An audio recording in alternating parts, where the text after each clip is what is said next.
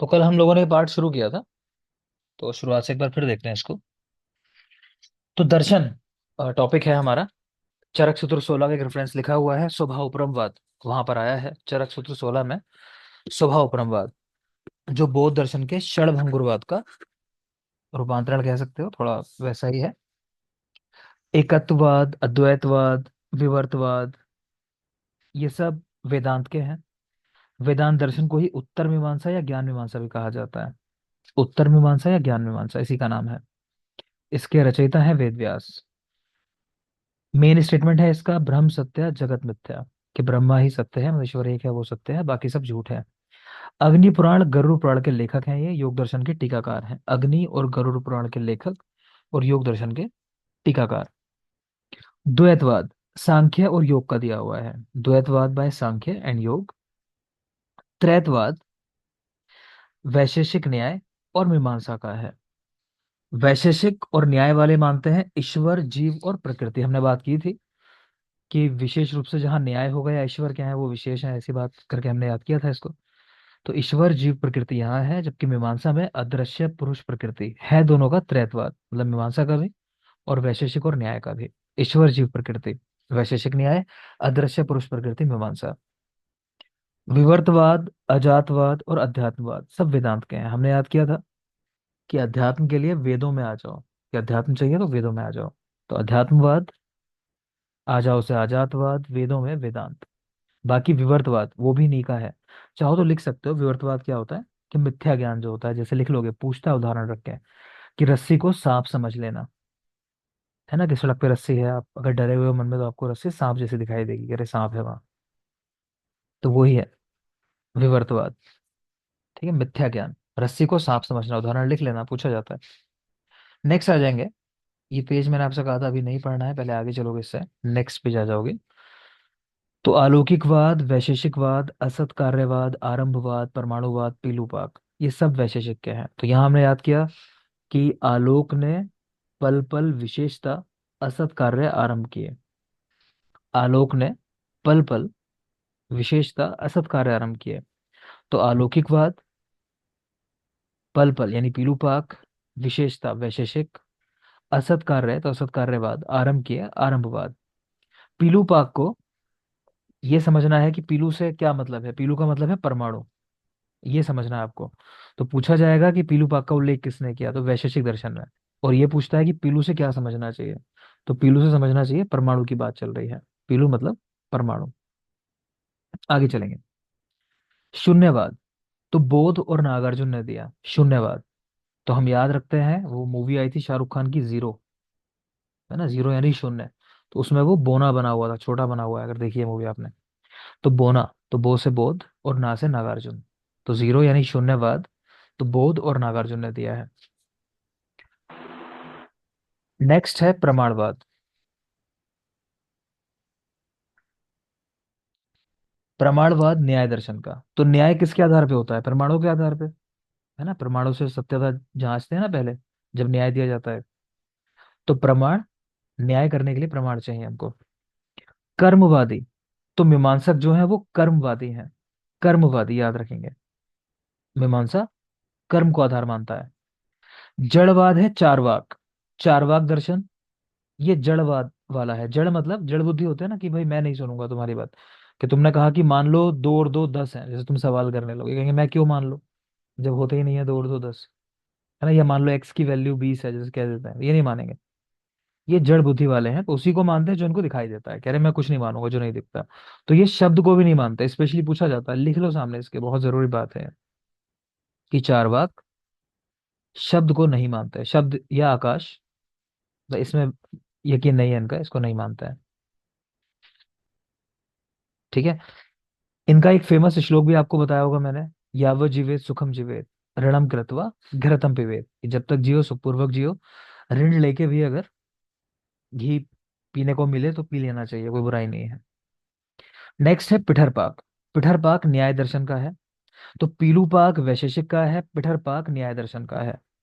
Main बात यह है कि पिठर पाक के अंदर सिर्फ फिजिकल चेंजेस होते हैं, ये याद रखोगे, सामने लिखा हुआ है वैसे, सिर्फ फिजिकल चेंजेस होते हैं पिठर पाक में। और जो पीलू पाक है, उसमें फिजिकल और केमिकल दोनों चेंजेस होते हैं। ठीक है, तो फिजियो केमिकल चेंजेस ऊपर लिख सकते हो चाहो तो वहाँ, पीलू पाक में। ठीक है, आगे चलते हैं। ईश्वरवाद, योग। तो आप पढ़ते भी हो कि योग में क्या है। जैसे हम लोगों ने तत्व पढ़े होंगे शारीरिक स्थान में, तो आपने योग दर्शन में देखा होगा, एक एक्स्ट्रा है वहां, 26 होते हैं टोटल तत्व। सुश्रुत से एक एक्स्ट्रा है, कौन सा एक्स्ट्रा है? ईश्वर। ईश्वर एक्स्ट्रा है ना। तो वैसे ही याद रख सकते हो, तो योग का ईश्वर, तो योग का ईश्वरवाद। नेक्स्ट है पंगु अंध न्याय। यहाँ हमने काफी बात की है कि प्रकृति और पुरुष जो रहते हैं वो ऐसे ही रहते हैं जैसे पंगु और अंध व्यक्ति साथ रहते हैं। ठीक है, बाकी याद करने के लिए सांख्य, योग और चरक, सुश्रुत, वाग्भट, यानी मेन तीनों ग्रंथ हमारे, प्लस सांख्य और योग, सब मानते हैं इसको पंगु अंध न्याय। तो ऐसा कर सकते हो कि जनरल एक्सेप्टेबल कॉन्सेप्ट है ये, सभी ने माना ही है इसको, तो रटने की जरूरत ही नहीं है। सांख्य योग में और चरक, सुश्रुत, वाग्भट सब में है। नेक्स्ट है आरंभवाद। तो एक तो आपने याद ही किया ऊपर वैशेषिक, अभी ऊपर ट्रिक बताई थी ना पहली वाली, कि आलोक ने पल पल विशेषता सत्कार्य आरंभ किए। तो वैशेषिक का तो आपको याद ही है ऑलरेडी। बाकी चरक और न्याय का भी है। तो मैं इसके लिए भी पूरी ट्रिक याद रखता था वैसे, कि चरक ने विशेषता न्याय आरंभ किया, कि चरक जो है, ये ऐसा कह लो चरक ने न्याय आरंभ किया। बाकी वैशेषिक तो ऊपर देख ही लिया आपने। तो चरक विशेष न्याय आरंभ किया या फिर न्याय आरंभ किया, जैसे याद करना चाहो। नेक्स्ट चलोगे, भारतीय दर्शन। तो भारतीय दर्शन दो प्रकार के हैं, वेद विरोधी और वेद के अनुरूप काम करने वाले हैं। मतलब कुछ ऐसे हैं जो वेदों को नहीं मानते, वेदों को ऐसा मानते हैं कि भगवान ने नहीं लिखा, वो इंसानों ने लिखे हैं।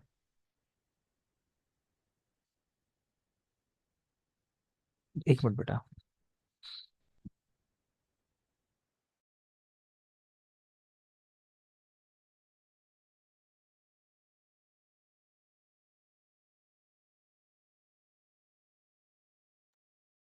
देखो, तो हम दर्शन की बात कर रहे थे कि भारतीय दर्शन जो है दो प्रकार के हैं, एक है वेद विरोधी और एक है वेद के अनुरूप, है ना, कि एक तो मतलब वेदों में यकीन रखते हैं और एक नहीं रखते हैं।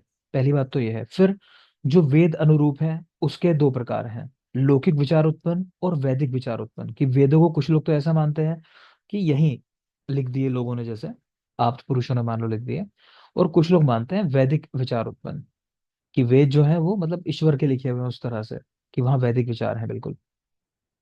ठीक है, नेक्स्ट देखोगे, वैदिक विचार से उत्पन्न जो लोग मानते हैं, तो अगेन दो डिवीजन है उसके, ज्ञान कांड पर आधारित, कुछ कर्म कांड पर आधारित। ठीक है, तो ज्ञान कांड वाले वेदांत वाले हैं और कर्म कांड वाले मीमांसा वाले हैं। तो वेदांत ज्ञान वाले हैं और कर्म कांड वाले हैं मीमांसा, जिनको पूर्व मीमांसा भी कहते हैं। ये चाहो तो लिख लिख लो यहाँ पे, इस मीमांसा को ना पूर्व मीमांसा भी कहते हैं। और वेदांत को आपने देखा ही था उत्तर मीमांसा। ठीक है, याद करने के लिए ये ट्रिक हो सकती है कि उत्तर मीमांसा, कि जैसे जैसे हम समय में आगे बढ़े तो हम ज्ञान के ऊपर आ गए ना, कि हम बात करते हैं आजकल हर चीज को साइंस में, मान लो कि ये सच है या झूठ तो अगर हमारे साइंस के कॉन्सेप्ट को वो चीज फुलफिल करती है तो मानते हैं हम, ठीक है ना। तो ज्ञान पर आधारित है उत्तरकांड, इस तरह याद कर लो। उत्तर मीमांसा ज्ञान पर है वेदांत का, और कर्म कांड पर है पूर्व मीमांसा। नेक्स्ट चलेंगे, भारतीय दर्शन दो तरह के हैं, नास्तिक और आस्तिक दर्शन। ठीक है, तो नास्तिक वो है जो परलोक को नहीं मानते, मतलब जो ऐसा नहीं मानते कि पुनर्जन्म होता है या मृत्यु के बाद कोई दूसरी दुनिया है। तो पूरी तरह नास्तिक एक ही दर्शन है, उसका नाम है चारवाक दर्शन। ठीक है, ये कुछ नहीं मानता, बताया ना, ये बिल्कुल ऐसा मानता है जो दिखाई दे रहा है वो है, जो नहीं दिख रहा वो नहीं है, बात खत्म। फिर होते हैं आस्तिक दर्शन, जो परलोक में मानते हैं। तो उसमें कह रहे हैं कि चार हैं प्लस दो हो गए, जैन और बौद्ध। ये दो ऐसा लिखा हुआ है, चार प्लस दो, जैन और बौद्ध ऐसा करके, प्लस हटा देना बीच से। नंबरों का कोई वो मतलब नहीं है, दर्शन तो और भी हैं लेकिन ये फेमस जो है यही है। तो आप ऐसे याद रखोगे, नास्तिक में अकेला चारवाक है, बाकी सारे आस्तिक दर्शन है, आपको इस तरह से याद रखना है। जैन और बौद्ध जो है वो पार्शियली आस्तिक हैं, पार्शियली नास्तिक हैं, वो देखेंगे आगे क्यों, इसलिए उनको अलग से लिख दिया है बस। तो देखो, नास्तिक के अंदर काउंट कर लिया जैन और बौद्ध को भी। ठीक है, तो पूरी तरह से नास्तिक पूछे तो एक ही है चारवाक। ठीक है, अदरवाइज कहीं ऑप्शन इस तरह का बनाया हो कि A B C D, फिर डी में लिख दिया हो तीनों नास्तिक हैं, तो लगा सकते हो चार्वाक जैन और बौद्ध।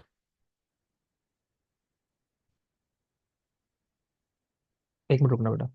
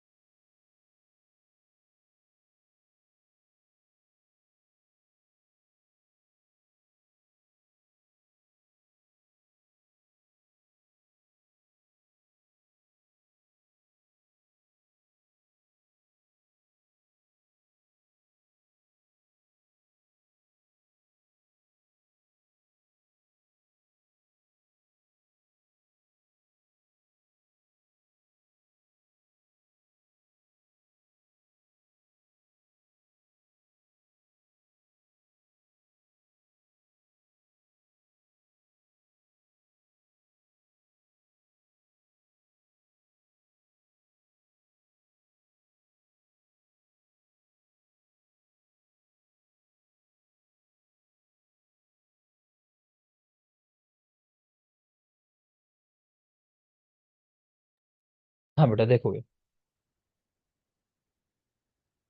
तो नास्तिक दर्शन की बात कर रहे थे, चारवाक, जैन और बौद्ध, ये तीनों दर्शन जो हैं वो नास्तिक दर्शन में रखते हैं। पूरी तरह नास्तिक एक ही है, चारवाक। बाकी आस्तिक दर्शन, नंबर अगर देना ही हो तो 6 नंबर है, आस्तिक दर्शन हो गए। ठीक है, आगे चलोगे। मुख्य रूप से नास्तिक दर्शन कौन सा है, तो चारवाक दर्शन है। नास्तिक आस्तिक दोनों कौन से हैं, तो जैन और बौद्ध है। ये अलग अलग तरीके से मैंने आपको आंसर बता दिए। आपसे नंबर वाले क्वेश्चन कहीं नहीं आएंगे, पूछे नहीं जाते। मैंने आपको जो बताई चीजें वो याद रखोगे। पूरी तरह आस्तिक तो एक लगाना है बस, चारवाक।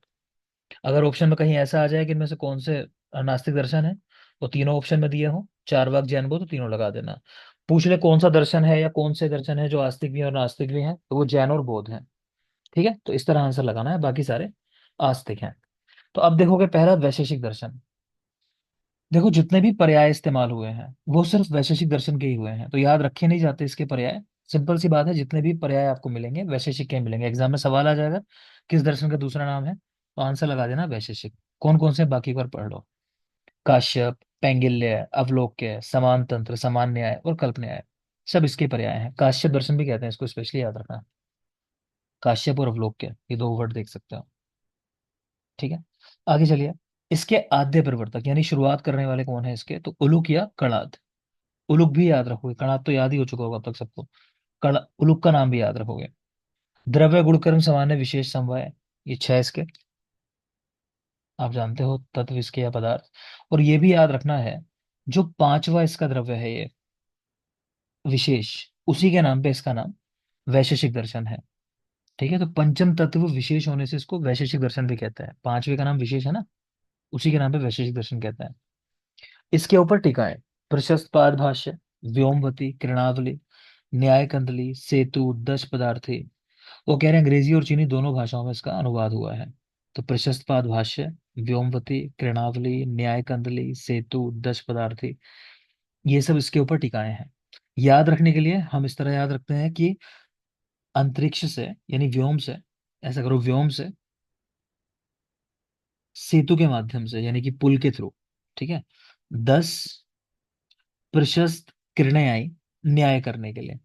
है ना, आप कहीं न्याय कराने बैठे थे भाई कि इसका फैसला क्या होगा, तो अंतरिक्ष से 10 किरणें आई, व्योम से 10 किरणें आई, प्रशस्त किरणें, है ना, जिन्होंने सब कुछ प्रशस्त कर दिया कि क्या ठीक है क्या गलत है।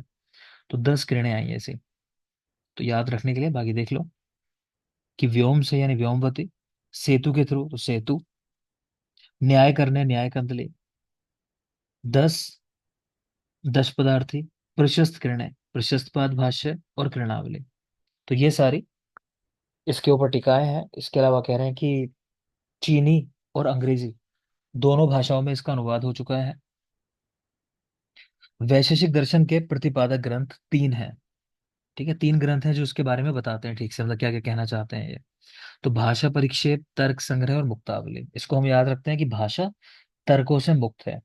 कि कोई ऐसा बोलता है कि ज्यादा तर्क वितर्क नहीं करता है, कि भाषा परिक्षेप, तर्क संग्रह और मुक्तावली, भाषा तर्क से मुक्त है।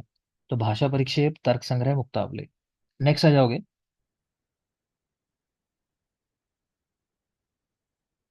एक पीछे पेज हमने छोड़ दिया था ना। जैन दर्शन है, बाद में पढ़ेंगे उसको, भी लास्ट में है। ठीक है, आगे देखोगे।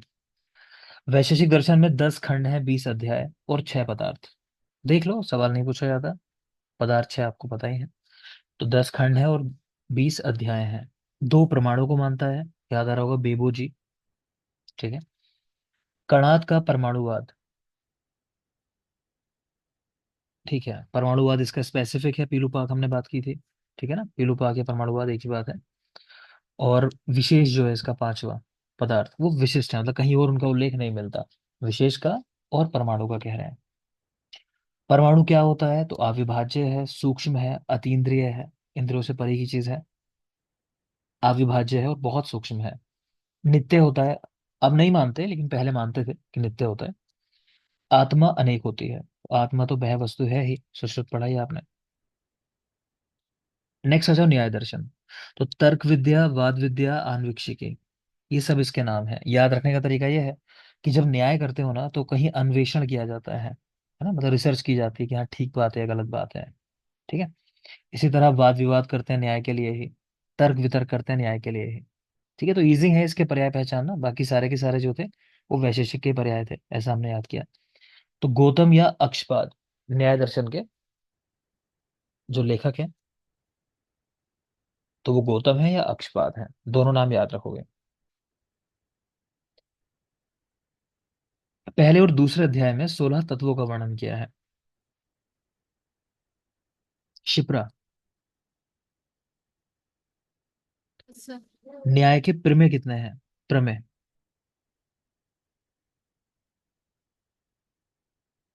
और कोई? 12। 12। 12। ठीक है, 12। तो स्पेशली हाँ। बताया था न्याय के प्रमेय 12 हैं और तत्व इसके 16 हैं, याद रखोगे। तो 16 तत्व बताए हैं पहले और दूसरे अध्याय में, कह रहे हैं इनके ज्ञान से मोक्ष की प्राप्ति होती है। वस्तु तत्व की यथार्थता का प्रमाणों के द्वारा निर्धारण करना चाहिए, यानी हर चीज को आपको चेक करना चाहिए, ठीक है या नहीं है, वैसा ही जैसा हम सोच रहे हैं।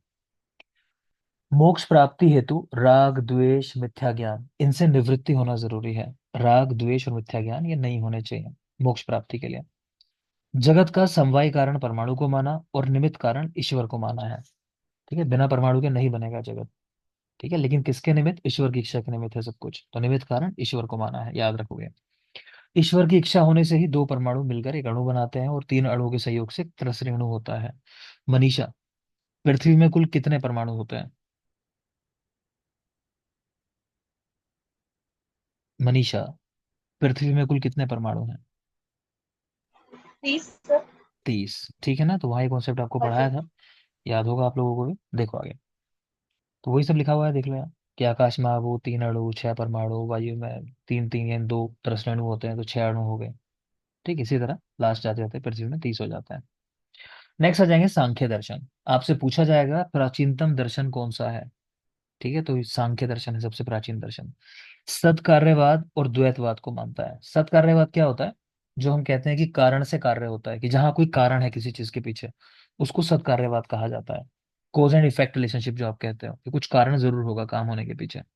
ठीक है ना, तो सांख्य दर्शन प्राचीनतम है, सत्कार्यवाद और द्वैतवाद को मानता है। प्रकृति और पुरुष, इन दोनों को मूल तत्व मानता है। प्रकृति और पुरुष ये दो मूल हैं। प्रकृति जड़ है लेकिन सक्रिय है, पुरुष चेतन है लेकिन निष्क्रिय है। ठीक है, इनके संबंध से ही जगत का निर्माण होता है। तो पंगु अंध न्याय को ही मानता है। सांख्य योग प्लस चरक सुश्रुत वाग्भट पढ़ा है पीछे आपने। कपिल ऋषि इसके प्रतिपादक हैं, सांख्य दर्शन के, कपिल। श्रीमद् भागवत में ऐसा लिखा है कि महर्षि कपिल जो है वो विष्णु भगवान का पांचवा अवतार थे। भगवान विष्णु का पंचम अवतार ये जो कपिल हैं सांख्य दर्शन वाले। षष्ठी तंत्र है, वो भी कपिल का लिखा हुआ है, षष्ठी तंत्र बाय कपिल। प्रत्यक्ष के दो भेद बताए इन्होंने, निर्विकल्पक सविकल्पक, चरक के टाइम में भी आपको पढ़ाया मैंने। निर्विकल्पक सविकल्पक ये दो भेद, कौन सा ज्यादा बेहतर है इनमें, कौन सा ज्यादा एक्यूरेट है?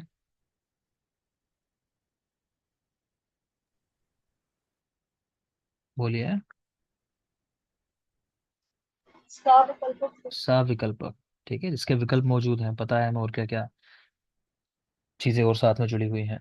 अनुमान के दो भेद बताए, बीत और अभीत, एक वो जो हो चुका है ना खुद के साथ उस आधार पे, एक वो जो अपने साथ नहीं हुआ किसी और के आधार पे, मतलब ये हो गया इनडायरेक्टली स्वार्थानुमान परार्थानुमान, उस तरह से बात हो गई।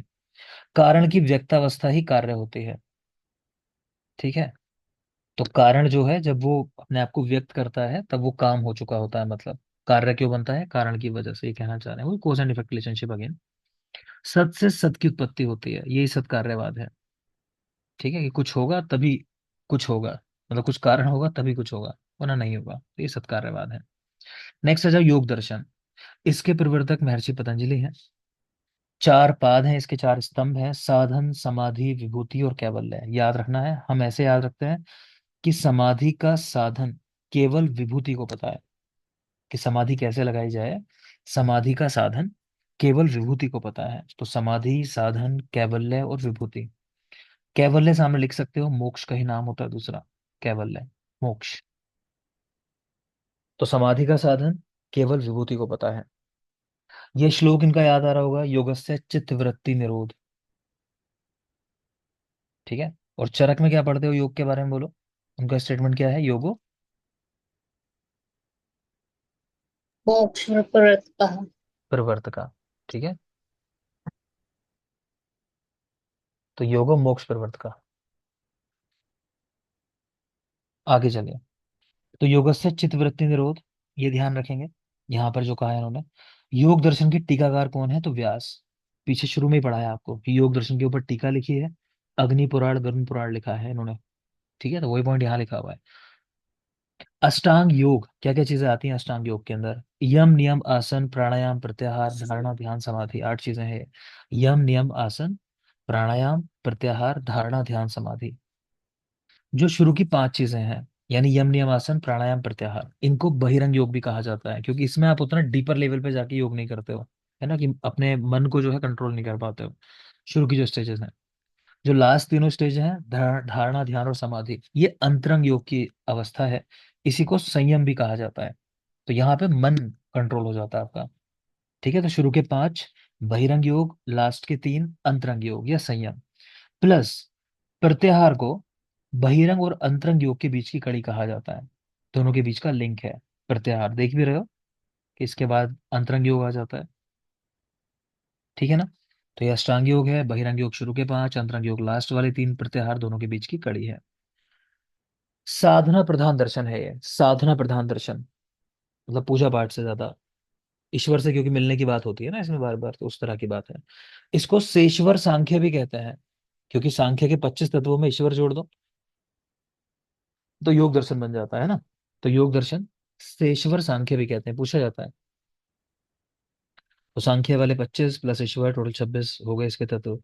परिणामवाद और द्वैतवाद को मानता है, परिणामवाद और द्वैतवाद को भी मानता है।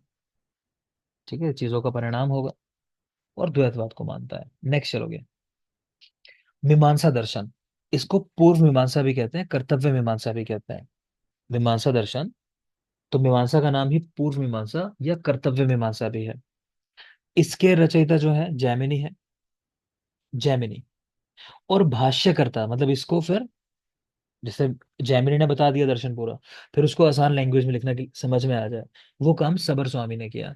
तो वो नाम भी याद रखोगे, भाष्यकर्ता सबर स्वामी है, और रचयिता है इसके जैमिनी, मीमांसा के। कर्तव्य प्रधान दर्शन है, कर्तव्य प्रधान दर्शन।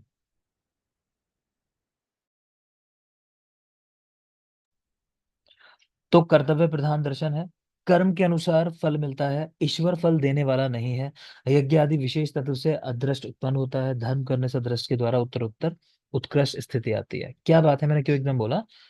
देखो, इस पे सवाल आता है, सारा पॉइंट एक ही साथ जुड़ा हुआ है। क्या कह रहे हैं कि आपको ना अपने कर्मों पे ध्यान देना चाहिए, आप अच्छे काम करते चले जाओ। ठीक है, तो जब आप अच्छे काम करते चले जाओगे, अच्छे मतलब जिस तरफ आप मेहनत कर रहे हो, ठीक है, तो फाइनली उसी की वजह से जाके आपको फल मिल जाएगा। जो भी आप मेहनत कर रहे हो, जब उतनी मेहनत हो जाएगी ना कि ये चीज मिल जानी चाहिए अब, तो वो मिल जाएगी। तो आप ये मत सोचो कि भगवान देगा, है ना, आपकी मेहनत ही आपको कुछ देने वाली है, ये कहना चाह रहे हैं। ठीक, कि जब तक वो चीज ना मिले तो समझ लो कि कर्मों में कहीं ना कहीं कमी रह गई, है ना, प्रॉपर मेहनत नहीं हुई है। तो वही बात है, तो कर्तव्य प्रधान दर्शन है, कर्म के अनुसार ही फल मिलता है, ईश्वर फल नहीं देता है। ये सवाल एग्जाम में आ चुका है कि किस दर्शन में ऐसा लिखा हुआ है कि अदृष्ट के द्वारा, अदृष्ट के द्वारा उत्तरोत्तर उत्कृष्ट स्थिति मिलती है। जो लाइन यहाँ लिखी है एग्जैक्ट, ये सवाल आ चुका है। ठीक है, बल्कि वहां ऐसा था शायद कि किस दर्शन में ऐसा लिखा हुआ है कि अदृष्ट के द्वारा अब विशेष तत्व की उत्पत्ति होती है, जो उत्कृष्ट स्थिति दिलाने में सहायक है, ऐसा कुछ करके आया था पॉइंट जो आया था। तो यहाँ कह रहे हैं कि यज्ञ आदि कर्म जो आप करते हो, उससे अदृष्ट की उत्पत्ति होती है, और धर्म करने से अदृष्ट के द्वारा उत्तरोत्तर उत्कृष्ट स्थिति मिलती है। बात समझ गए, सेंस वही है कि आपके कर्मों के आधार पर ही फल मिलेगा, उत्कृष्ट स्थिति मिलेगी। प्रपंच, 3 तरह के प्रपंच हैं दुनिया में। भोगायतन शरीर, पहली तो शरीर है, दूसरा हमारी इंद्रियां, और तीसरी भोग्य रूप रस गंध आदि जो विषय हैं, कहने का मतलब है। तो ये तीनों चीजें जो है आपको डाइवर्ट करती हैं। तो एक तो शरीर, एक इंद्रियां, और तीसरा इंद्रियों के जो विषय हैं, मतलब। तो प्रपंच 3 तरह के हैं। प्रपंच का विलय कब हो जाता है, ये सब चीजें कब खत्म हो जाएंगी? तो मोक्ष की स्थिति में। ठीक है, और मोक्ष आपको बताया है आयुर्वेद में मोक्ष की क्या अवधारणा है, बोलो। मोक्ष क्या है हमारे यहाँ? अपुनर्भव। अपुनर्भव। अपुनर्भव। ठीक है, तो वो भी याद रखोगे, अपुनर्भव। नेक्स्ट आ जाते हैं चारवाक दर्शन। तो चारवाक दर्शन बृहस्पत्य का है, मात्र प्रत्यक्ष को मानता है। सृष्टि उत्पत्ति में चार ही महाभूत माने हैं, आकाश नहीं माना, यही सवाल आता है इसमें, याद रखोगे। चैतन्य विशिष्ट काय पुरुषा, कह रहे पुरुष क्या है जिसमें चैतन्यता है, यानी कि जिसमें साइन है लाइफ के, वो खत्म हो गए तो मतलब फिर जीवन नहीं है, उसके बाद कोई बात नहीं करते ये कि अब मोक्ष में चला गया है, वो इधर चला गया, कुछ नहीं। काम ही पुरुषार्थ है, कि बार बार जो पुरुषार्थ शब्द आता है वो क्या है पुरुषार्थ, कि अपना काम ठीक से करना। ठीक है। मरणम एव अपवर्गा, कह रहे मृत्यु हो गई मतलब चला गया स्वर्ग। आप देख लो कोई भी अगर मृत्यु हो जाए, कितना भी बुरा इंसान हो, अगर रावण जैसी इमेज नहीं है कम से कम, तो यही कहते हैं कि वो स्वर्गवासी हो गए, है ना। तो वही कह रहे हैं कि मरणमेव अपवर्गा, कि मृत्यु हुई तो मतलब गया वो स्वर्ग में। संसार में रह रहे हो, यहाँ पे सुख मिल रहा है तुमको तो स्वर्ग है, अगर यहाँ दुख मिल रहा है तो नरक है ना। तो क्योंकि ये साक्षात को मानते हैं ना, सामने क्या दिख रहा है, कि कोई आदमी अगर अच्छा दिखाई देगा आपको, कि देखो बेचारा मतलब कितने मजे ले रहा है जीवन में बंदे पे, है ना। जैसे अंबानी है, वो क्या नाम है उसका, छोटा वाला जिसकी अभी, अनंत अंबानी ना।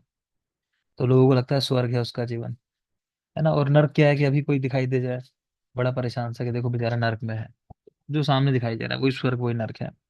यावत जीवेत सुखम जीवेत ऋणम कृत्वा घृतम पिबेत। ठीक। तो ये नहीं क्या स्टेटमेंट है। आगे देख लो। बौद्ध दर्शन, ईश्वर और वेद को नहीं मानते। अब देखो इनको क्यों माना गया है, कि पार्शियली ये आस्तिक हैं, पार्शियली नास्तिक हैं। तो ये ईश्वर और वेद को तो नहीं मानते, भाई भगवान को नहीं माना तो नास्तिक हो गए। लेकिन ये पुनर्जन्म में यकीन रखते हैं, क्योंकि ये भी वही अवधारणा मानते हैं कि आप पुनर्भव हो तो बढ़िया है, फिर मतलब मोक्ष मिला है, तो मतलब ये भी मानते हैं ऐसा कि हाँ दोबारा जन्म होता है। और आप इस तरह की बात मानते हो, अगर दोबारा जन्म होना, तो उसको भी आस्तिक ही कहा जाता है। तो क्योंकि इन्होंने एक बात कह दी उधर, एक बात कह दी उधर, तो इसलिए इनको पार्शियली आस्तिक, पार्शियली नास्तिक कहा जाता है। बात क्लियर है।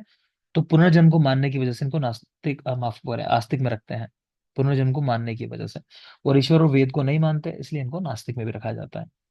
प्रवर्तक गौतम मुनि है बौद्ध दर्शन के। जगत को प्रतीत्य समुत्पाद, इस पर आश्रित माना है। ये वर्ड याद रख लेना।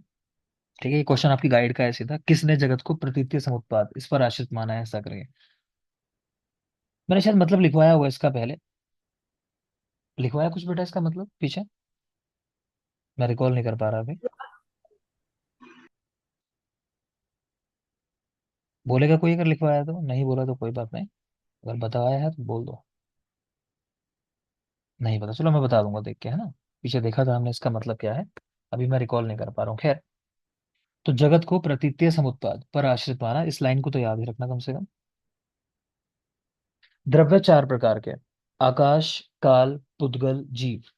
द्रव्य चार प्रकार के बताए, चार द्रव्य मतलब आकाश, काल, पुद्गल, जीव। जैन में धर्म और अधर्म वो भी माने गए हैं, तो यहाँ वो नहीं है, धर्म और अधर्म। ठीक है। तो बौद्ध दर्शन ईश्वर और वेद विरोधी है। प्रवर्तक इसके गौतम मुनि है। जगत को प्रतीत्य समुत्पाद पर आश्रित माना है। द्रव्य चार, आकाश, काल, पुद्गल, जीव। जैन के धर्म धर्म नहीं माने इन्होंने। प्रमाण दो मानते हैं, बेबो जी हमारा ट्रिक थी, या बाबा जी, देख लेना आपको ध्यान आ जाएगा, दो प्रमाण है। चार संप्रदाय मानते हैं। इनके संप्रदाय पे क्वेश्चन आ चुका है, मेरे ख्याल से ये वाला पूछा था, माध्यमिक शून्यवाद, शायद ये पूछा था अगर मैं रिकॉल सही कर पा रहा हूँ तो। तो चार संप्रदाय हैं इनके, व्यभाषिक, स्वतंत्रिक, योगाचार और माध्यमिक। देखो मध्यम मार्ग का मतलब ये होता है कि आप शून्य हो जाओ, मतलब आप किसी भी तरफ नहीं हो। ठीक है। जो मीडिएटर होते हैं वो क्या होते हैं, वो किसी की तरफ थोड़ी होता है। जैसे ब्रोकर होता है, तो वो किसी की साइड में नहीं है ना। जो बाय करता है उससे भी अपना कमीशन लेता है, जो सेल कर रहा होता है उससे भी कमीशन ले रहा होता है, तो वो किसी की टीम में नहीं होता है। तो जो माध्यमिक लोग होते हैं वो शून्य में होते हैं, मतलब वो किसी तरफ नहीं है। तो माध्यमिक शून्यवाद, इसको तो स्पेशली याद रख लेना, आपको पीछे पढ़ाया भी था कि शून्यवाद को कौन कौन मानता है। तो बोना जीरो, याद आ रहा है, तो बोध और नागार्जुन, तो बोध ही पढ़ रहे हैं हम लोग, तो वैसे भी पहचान सकते हो। ठीक है। बाकी एक है व्याभाषिक, उसको बाह्य अर्थ प्रत्यक्षवाद कहा गया, एक संप्रदाय इनका। एक है स्वतंत्रिक, उसको बाह्य अर्थ अन्यवाद कहा गया। एक है योगाचार, उसको विज्ञानवाद कहा गया, योगाचार वाले विज्ञानवादी हैं। तो ये चार संप्रदाय हैं इनके, देख लेना, रटने वाली चीज है, ना डिटेलिंग में नहीं जा सकते, दर्शन है क्योंकि। ठीक है। इस बार तो एग्जाम में कोई क्वेश्चन ही नहीं था, दर्शनों से कोई क्वेश्चन नहीं था इस बार के एग्जाम में। एक था सर पितृ पाठ पे। अच्छा हाँ, पिठर पाक पीलू पितृ पाक। पाठ किसने दे?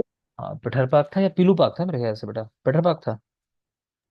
पीटर पाक था सर, न्याय दर्शन। चलो, तो पिटर पाक बता रहे था इस बार, तो वो तो बहुत ही सुपरफिशियल चीज़ है, बहुत जरूरी चीज़ है, पीलू पाक पिटर पाक, है ना, तो बहुत बेसिक क्वेश्चन आया था। खैर, आगे देखोगे, कुछ बुक्स के नाम लिखे हैं, उनके सामने राइटर्स के नाम लिखे हुए हैं, आपको रटना है ये भी। अष्टाध्यायी बाय पाणिनि, अष्टाध्यायी पाणिनि की है।